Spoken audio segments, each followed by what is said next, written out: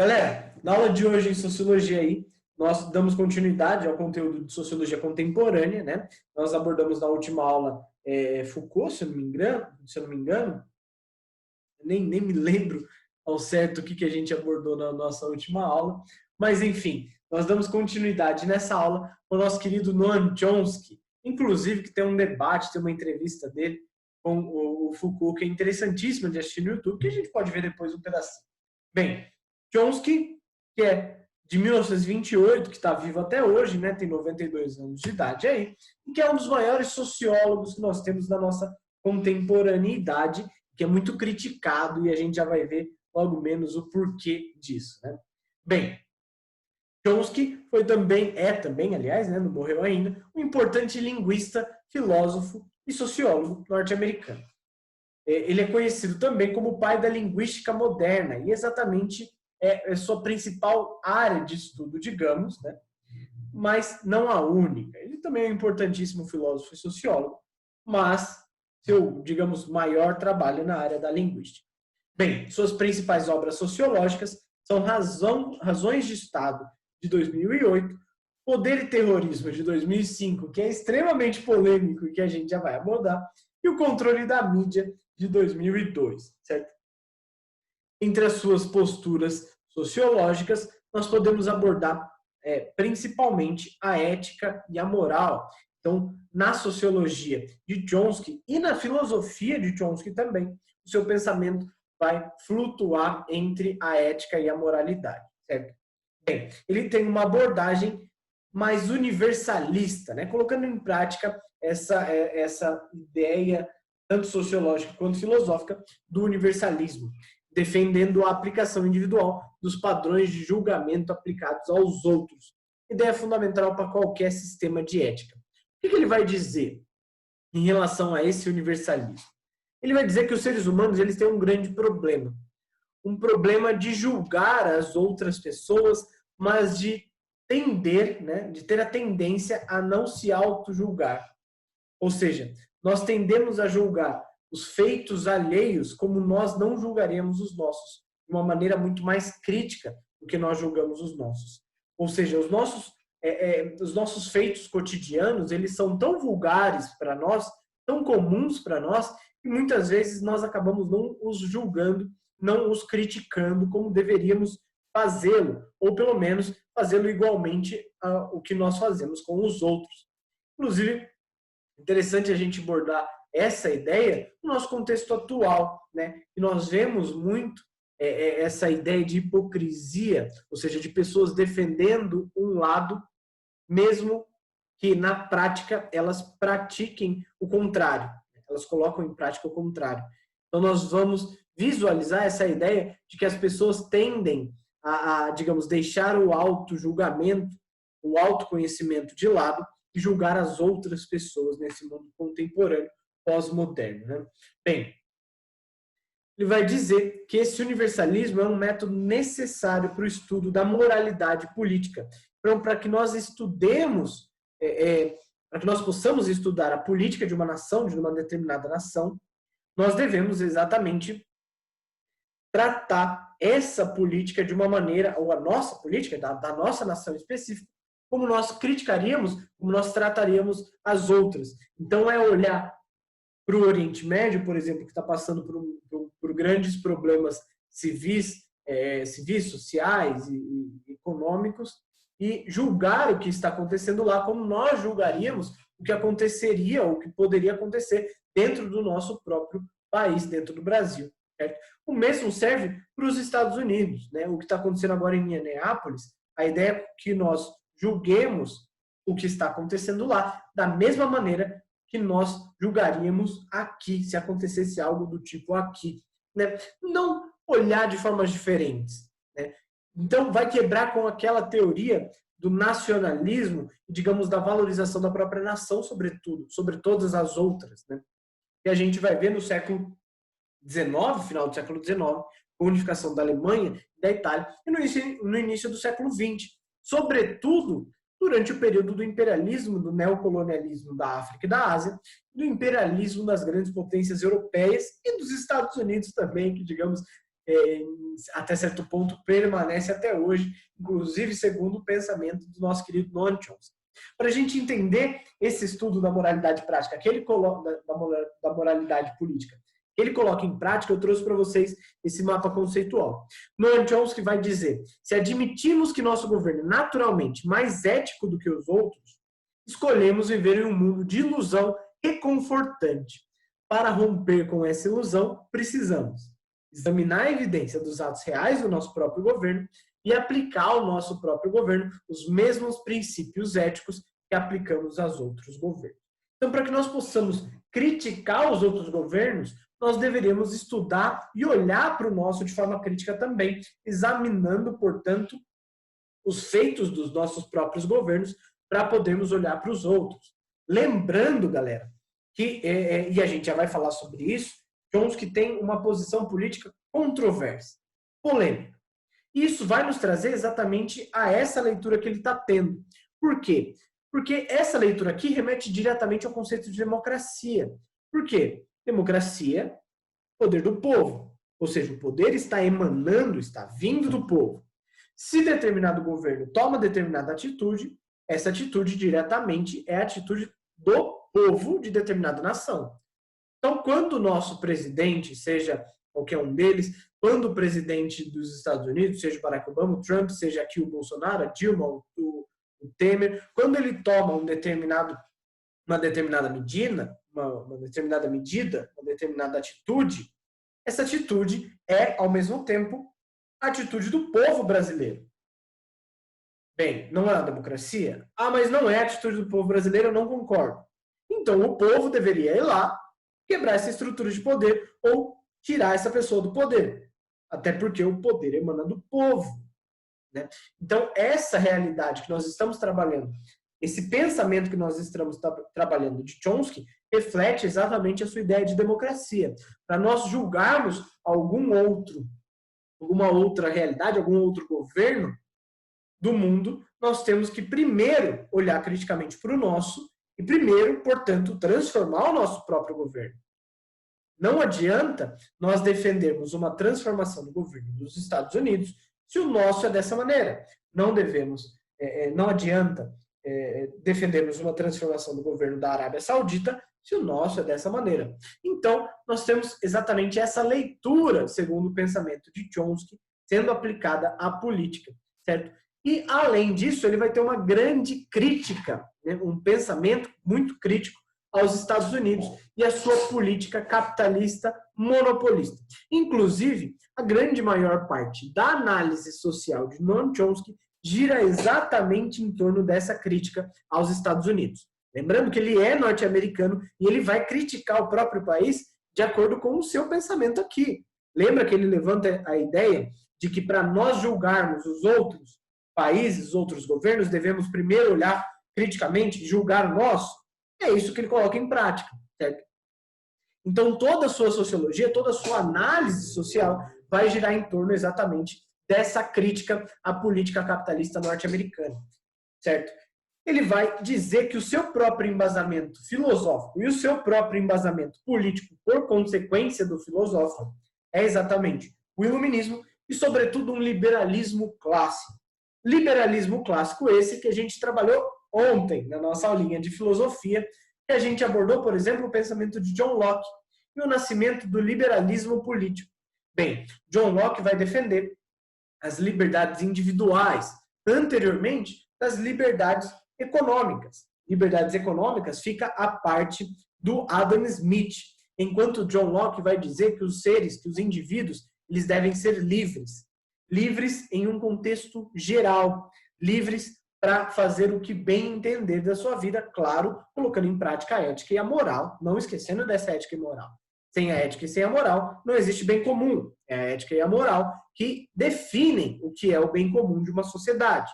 Inclusive, muitas vezes acaba sendo perigoso. Nós temos grupos sociais distintos definindo éticas e morais distintas. Isso provém do pensamento religioso, do pensamento educacional, da união desses, né? Bem, frente a isso, Noam Chomsky vai se auto-intitular um anarcossindicalista. enaltecendo o que ele chama de socialismo libertário. Como assim? Ficou meio amplo demais essa ideia. Misturou socialismo com anarcossindicalismo. Bem, a ideia dele é que o que nós conhecemos, ou que nós conheceríamos como socialismo na prática, que seria, digamos, a aplicação do socialismo na União Soviética, ou em Cuba, ou na China, esse socialismo seria uma versão distinta, uma versão, digamos, transformada do socialismo, um socialismo falso, uma ideia de falso socialismo. Ou seja, para ele, o socialismo real é o socialismo libertário. Por quê? Porque, segundo o pensamento marxista lá de trás, e ainda antes de Marx, com tanto Bakunin quanto o próprio Bakhtin, que vai analisar isso também, eles vão dizer que a ideia de socialismo ela provém de liberdade individual, sobretudo. Ou seja, da não existência de um Estado e que os seres humanos, em suas próprias instituições sociais, não sejam superiores a ele, mas iguais a eles, criados pelos mesmos, eles cheguem a um consenso, ou seja, uma estrutura ética e moral da própria sociedade, não necessitando, sendo esclarecido possível, não necessitando, portanto, de um governo, de um Estado que regesse as atitudes e que limitasse os comportamentos individuais. Frente a isso, ele vai dizer que a estrutura ideal para o seu pensamento político é o anarcossindicalismo. Por quê? Porque não existe a ideia de Estado, não existe a ideia de governo, e os indivíduos, os seres humanos, eles se organizam a partir de uma organização sindical, próximo das trade unions, digamos. Ou seja, visando o bem comum de determinada classe social, eles se organizariam, formando um grupo que tomaria as decisões livremente, em consenso. Essa é a ideia do anarcossindicalismo de Noam Chomsky. Ou seja, a ideia base dele é nutrir o caráter humano libertário e criativo. Bem, para a gente entender esse caráter humano libertário e criativo, ele vai dizer que o mundo do capitalismo e as estruturas de produção, relações de produção e relações de poder do capitalismo, elas impedem a liberdade e a criatividade do ser humano.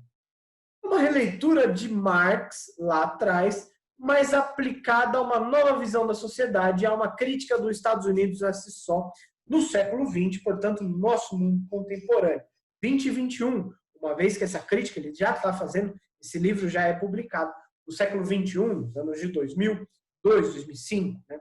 Bem, a ideia é, para ele, desse anarcossindicalismo, dessa estrutura política ideal, é de que o ser humano ele pudesse ser livre para trabalhar voluntariamente em conjunto com, digamos, uma ideia de um trabalho útil e ao mesmo tempo recompensador. Então você vai definir para si mesmo em qual área você deseja trabalhar, de acordo com as suas vontades próprias. Isso vai valorizar diretamente a sua criatividade e não deve ser assalariado, mas sim voluntário. Ou seja, os bens materiais da sociedade, ou os alimentos, enfim, o que fosse necessário para a sobrevivência da sociedade, seria feito voluntariamente pelos indivíduos e dividido também voluntariamente pelos indivíduos, uma vez que nós não veríamos, não existiria diferentes classes sociais. Bem, segundo Chomsky, o terrorismo de Estado se apresenta como um problema mais grave que o terrorismo de grupos, que vem exatamente com essa ideia de capitalismo monopolista. E a gente já vai entender o porquê. Bem, esse terrorismo de Estado que ele está falando, ele se remete exatamente às atitudes do governo dos Estados Unidos. Seja na Guerra do Vietnã, seja na influência na Indochina, seja numa guerra política com o Chile, seja com a política do Big Stick e da doutrina Truman posteriormente na Guerra Fria. Esse terrorismo de Estado dos Estados Unidos, feito pelos Estados Unidos, seria muito mais grave do que o terrorismo de grupos políticos, como, por exemplo, a Al-Qaeda, como, por exemplo, a ISIS, como, por exemplo, o Hezbollah. Por quê? Porque esses terrorismos de grupos políticos específicos, eles, claro, são graves, gravíssimos, mas não se comparam com o terrorismo de Estado feito pelos Estados Unidos. Por quê? Porque o Chomsky vai dizer que os Estados Unidos é um Estado terrorista líder sob controle de interesses econômicos. Interesses econômicos esses que ficam mascarados sob a ótica, digamos, mascarados sob uma justificativa de controle ou justificativa de medo de um futuro comunismo, da Guerra Fria, o medo dessa estrutura soviética que se encontrava crescendo, mas que é uma justificativa um tanto quanto perdida, porque não existia, de fato, esse perigo socialista nos Estados Unidos. A gente pode visualizar, sim, em outros locais, como a gente viu, outros países se tornando socialistas, comunistas. Mas nos Estados Unidos, isso nunca passou pela cabeça dos norte-americanos. Pelo contrário, isso sempre foi tratado como um terrorismo. Bem, Noam Chomsky, portanto, ele vai criticar exatamente o capitalismo de Estado voltado para grandes empresas praticadas nos Estados Unidos e nos seus aliados, que essas grandes empresas, inclusive, que vão demonstrar o seu potencial, a sua força, tanto política quanto terrorista, exatamente nos feitos dos Estados Unidos, nos interesses dos em, digamos, minimizar os conflitos nesse país, mas que acabam fomentando uma maior violência. Como, segundo Chomsky, aconteceu no Iraque, como, segundo Chomsky, aconteceu no Vietnã, na Indochina e em outros locais do mundo também. Então, os Estados Unidos, movido pelos interesses econômicos das grandes empresas que tinham um monopólio comercial dentro do próprio Estados Unidos e, portanto, dentro do mundo, esses interesses dessas grandes empresas se manifestavam nas atitudes governamentais nos Estados Unidos. Então, no interesse em petróleo, em óleo na região do Oriente Médio, no interesse econômico da América Latina, de controle econômico da América Latina, tudo isso é feito, digamos, pelas grandes propriedades. Ou seja, o governo dos Estados Unidos, segundo Chomsky, ele está diretamente sendo controlado por essas grandes empresas, por essas grandes propriedades. Portanto, por um pequeno número de pessoas, a elite, certo? E é exatamente nessa ideia que ele vai dizer que o trabalho para ele deve ser socialmente útil e recompensador em si mesmo, para que nós não caiamos, para que nós não terminássemos nas mãos exatamente dessas grandes empresas, desses capitalistas monopolistas. Né? E aí ele vai dizer que nós podemos visualizar nessa cultura, nessa contemporaneidade, os meios de comunicação em massa, que vão exatamente estar diretamente ligados aos interesses das grandes empresas e do governo. Então, a gente vai visualizar como aquela leitura do nosso querido Ottaviani, em que ele vai dizer do príncipe tecnológico, né? Em que a mídia vai se mostrar como o quarto poder de um governo, o quarto poder de uma nação. Nós temos legislação, legislativo, executivo, judiciário e a mídia. Por quê? Porque a mídia, numa contemporaneidade, num pós-modernismo, ela tem tanto controle, tanto poder, quanto legislativo, judiciário e executivo. Né? A mídia, então, portanto, ela vai ser uma importante ferramenta para esses governos, para esses novos governos, digamos, para esses governos pós-modernos, certo? Bem, a gente pode dizer que, diferentemente dos sistemas políticos totalitários, nos quais a força física pode ser facilmente usada para coagir a população como um todo, as sociedades mais democráticas, como os Estados Unidos, precisam se valer de meios de controle bem menos violentos. Chomsky vai dizer que a propaganda representa para a democracia aquilo que o cacetete significa para o Estado totalitário. Então, como que nós vamos impedir os comportamentos desviantes dos indivíduos da nossa sociedade?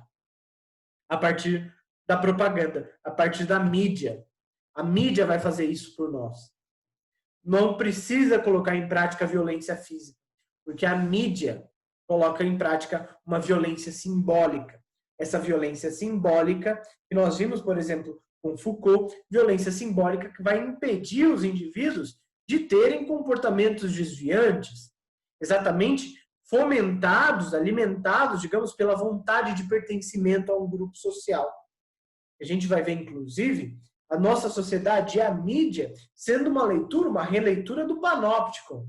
Panopticon que a gente viu na nossa última aula, se eu não me engano, que a gente viu que é a estrutura de vigília do Estado pós-moderno, da contemporaneidade, aquela ideia de que nós temos uma grande estrutura parecida com o sistema prisional e torres de vigília que enxergam todos os ambientes. Essa torre de vigília na nossa contemporaneidade é exatamente a mídia. Através do Twitter, das redes sociais, do Facebook, do Instagram, do celular, do SMS, o governo pode ter o controle de toda a população, o controle de todo comportamento individual. Ou seja, a propaganda aqui e a mídia aqui, ela representa para a democracia aquilo que o cacetete significa para o Estado totalitário, para o totalitarismo. Não é necessário a utilização da violência, não é necessário a utilização da força física, mas, por outro lado, é necessário que continuemos impedindo os comportamentos desviantes sob uma ótica travestida, digamos, né, diferenciada, menos violenta. Bem, é exatamente a ideia da burocracia, da imposição da burocracia.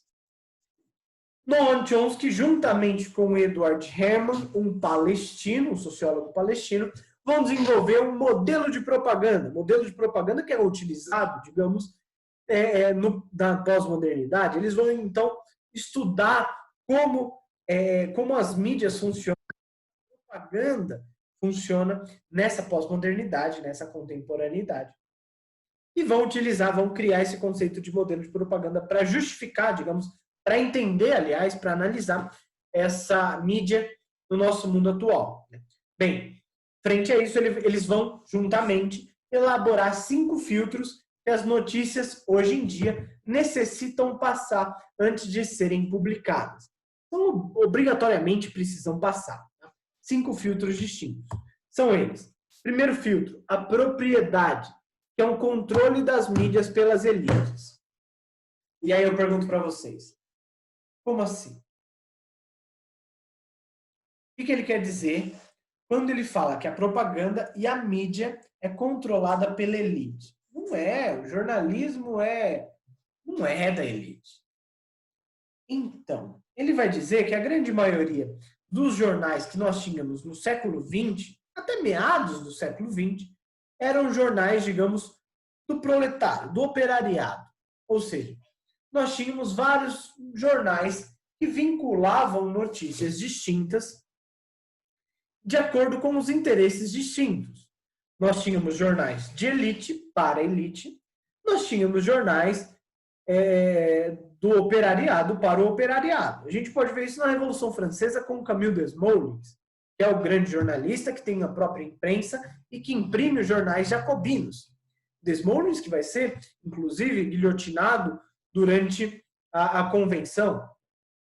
Bem, a gente pode visualizar também os jornais do PCB aqui, ou os jornais anarquistas do estado de São Paulo, depois da greve geral de 17, e no contexto histórico do final da Primeira República e da Era Vargas também. Inclusive, durante a Era Vargas, durante o Estado Novo, de 37 a 45, nós vamos ter as medidas de repressão que visam exatamente diminuir, reprimir essas manifestações operárias, sejam anarquistas, sejam socialistas. Bem, e segundo Chomsky, no capitalismo, essa estrutura econômica, que é o capitalismo, vai desenvolver uma maneira de controlar as mídias. Ou seja, os grandes proprietários, os grandes capitalistas vão desejar o controle das mídias. E como que eles vão conseguir controlar essas mídias? A partir do dinheiro, galera. Por quê? Porque, e isso nos remete diretamente ao segundo filtro de Chomsky, a publicidade, em que existe a necessidade de cobrir os custos da produção. Então, qualquer jornal, ele necessita cobrir os custos da produção. Como que você produz aquela grande quantidade de jornal para os trabalhadores sem cobrar desses trabalhadores? Bem, você atrai publicidade, você atrai propaganda. Então, você faz parceria com quem? Com os grandes proprietários. Fala assim, ó, me dá 5 centavos por impressão e vai estar lá na primeira capa do meu jornal um anúncio da sua empresa. Vai estar lá, professor Berna, aulas de História, Sociologia e Filosofia. Vai estar estampado na primeira página. É só você me ajudar a cobrir os custos da minha produção. Ou seja, essa publicidade ela está diretamente ligada com a propriedade. Uma vez que cada vez mais esses grandes proprietários, os capitalistas, eles vão começar a controlar as mídias a partir do dinheiro. Ou seja, as mídias elas vão ser parte, digamos, da elite e vão ser controladas por essas elites para atender às suas próprias demandas, os seus próprios objetivos individuais. Bem, o terceiro ponto que Chomsky vai dizer juntamente com Herman em relação a esses filtros são as fontes. Ou seja, quem que fornece fontes de notícias da mídia de massa? Quem vai fornecer? São os jornalistas. Tá. E para os jornalistas terem noção, terem acesso a essas notícias, informações, em primeira instância, onde que eles têm que estar? Eles têm que estar diretamente ligados, diretamente próximos com a política ou com a elite. Então, o jornalismo ele vai acabar sendo feito muito mais nas regiões onde nós temos a estrutura governamental alcançando. Como, por exemplo, onde que vai estar a grande maioria de jornalistas no Brasil? Em Brasília. No Palácio do Planalto, da Alvorada e assim por diante. Onde que vão estar a grande maioria dos jornalistas nos Estados Unidos? No Pentágono, na Casa Branca e assim por diante. Então a gente vai visualizar cada vez mais um jornalismo, a mídia próxima da política. E isso é extremamente perigoso. Por quê? Se o jornalismo e a mídia está próximo da política, ele está próximo da elite também. Porque quem que está na política de uma nação? A elite. Quem que consegue acesso à política diretamente? A elite. Ah, mas nós não vivemos uma sociedade democrática? Sim. Quem que tem acesso à educação de qualidade de uma sociedade democrática? Pelo menos na nossa atualmente, é a elite. Quem que vai acabar se tornando político? É a elite. Ah, não, mas a gente tem exemplos como, sei lá, Alexandre Frota, que não tem educação nenhuma, não teve educação de qualidade, digamos. Bem, são pontos fora da curva, digamos. Né? Então, a grande maioria da nossa população, dos nossos representantes da política, vão estar diretamente ligados a essa elite e conseguiram apoio para chegar a pontos importantes da política com o apoio da elite. Né? Uma espécie de aliança entre nobreza, clero e o rei. Né? Então, nós temos uma releitura daquelas estruturas feudais sendo colocadas em prática agora na nossa contemporaneidade, com a ajuda da nossa querida mídia. Né? Em quarto ponto, seria o FLAC, que seriam as respostas negativas a uma declaração, ou os esforços para desacreditar organizações ou indivíduos específicos. O que vai acontecer? Como a nossa mídia é controlada pela elite, caso visualize uma determinada necessidade de fomentar, de alimentar uma descrença a uma determinada organização específica que esteja, digamos, dificultando o crescimento, seja econômico ou político, dessa organização, dessa elite, o que ela vai fazer? Ela vai desacreditar. Através da onde? Através da mídia. Através, seja das mídias sociais, hoje em dia da informática, ou seja, dos jornais que circulam todos os dias na nossa cidade, no nosso dia a dia. Né? Ou seja, como a elite controla o jornal controla o imaginário popular, basicamente, as organizações vão ser desacreditadas ou acreditadas de acordo com a própria mídia, de acordo com as próprias vontades, portanto, da elite. Isso nos traz ao quinto ponto de Noam Chomsky e de Herman, que vai ser exatamente a ideia do medo e do anticomunismo. Isso falando especificamente dos Estados Unidos, durante a Guerra Fria e posteriormente à Guerra Fria. Ou seja, para mascarar toda essa realidade do monopolista do capitalismo, o que os Estados Unidos fez? Criou um inimigo. E a imagem do inimigo amedronta as pessoas. Então o comunismo vai tomar conta dos Estados Unidos, o comunismo vai tomar conta do Brasil, os comunistas vão tomar conta do Brasil, estamos todos assustados. O que a gente vai fazer? O que a gente vai ser condicionado a aceitar a autoridade? Quando a gente teme algo, nós aceitamos o extremo. E é isso que vai acontecer, segundo Noam Chomsky, nos Estados Unidos, em grande parte do mundo. Inclusive, nessa ideia também, que nós vamos visualizar um embate e uma crítica muito grande a Chomsky. Muitos dos pensadores, e principalmente dos economistas contemporâneos, vão criticar Chomsky pela sua posição política, né? Digamos, de um enfrentamento político muito grande com o capitalismo, e vão criticá-lo também pelas críticas aos Estados Unidos por si só, pela, digamos, falsa ideia de que os Estados Unidos não merecesse essas críticas de Chomsky, né? Galera, é muito legal para quem desejar entender um pouquinho mais sobre o pensamento de Noam Chomsky, Johan e Ricardo que estão me ouvindo aí, se vocês quiserem aprofundar um pouquinho nesse assunto aqui, eu vou até mostrar para vocês aqui, deixa eu ver se eu consigo.